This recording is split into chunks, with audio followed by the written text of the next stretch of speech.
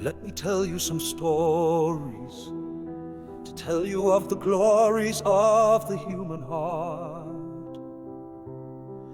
No man, woman, or child wants to be alone in the face of the troubles of life. The heart will always find a way, no matter the contradictory dismay, no matter the battering ways of life. Do not feel deserted and alone.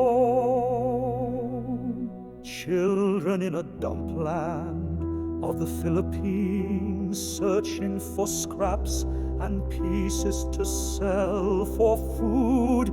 Dirty, grimy, smelly, slimy, they stop to pray with their mother at midday. There is a flower, a lone blossom cluster, standing up in the blazing sun, growing from one of the great steamy heaps all around.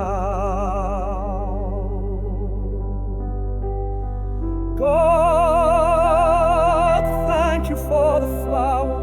God, thank you for the beautiful flower. Was all I could hear of what she had to say, what she had to pray. A father kneeling by his son, his young son dying in the bed, was holding the hand of his dying child. All of what I could hear him say, all of what I could hear him pray, was, God, thank you for the years of the good times. God, thank you for the laughs and even the tears. Thank you for the gift of my son. Echoes in history, starving and stumbling, cold and trembling in the chill, marching in a long drab line to the showers and the ovens over the hill. Was the last of the days. Kill one looked up at the sky.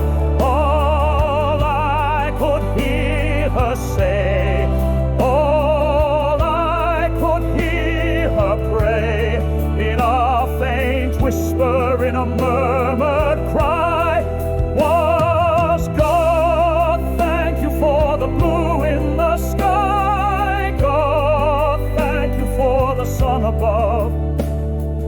Thank you for my family's love. An old woman kneeling in her rescue tent, held her little dog in her arms. They were their homes, lone survivors of the terrible storm. She was homeless, just widowed, bruised and battered, cut and tattered. All I could hear her say, all I could hear her pray, was, God, thank you for my little pal Faye. Thank you for another day. There was a man lost on the high seas, adrift in a small craft with a broken mast.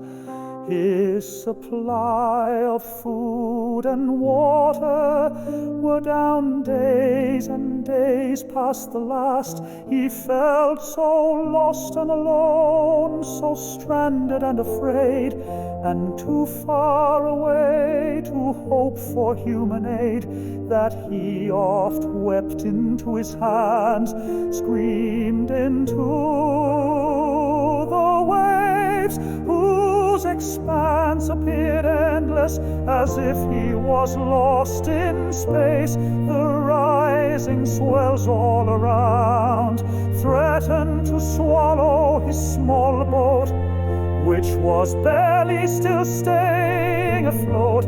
But that was not to be, for night fell. The storm cleared and countless silver stars filled the sky. He laid himself down and prepared to die.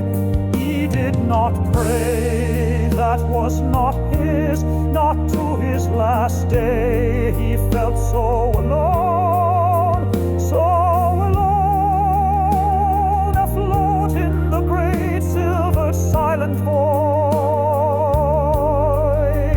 So alone, so